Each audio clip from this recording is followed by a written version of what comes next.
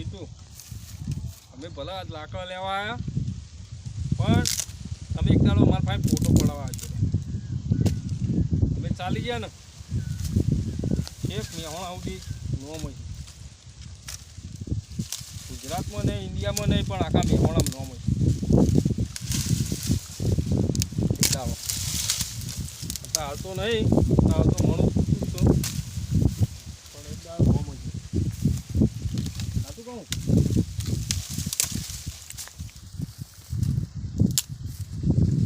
આ વનના લાકડા લેવા આવ્યા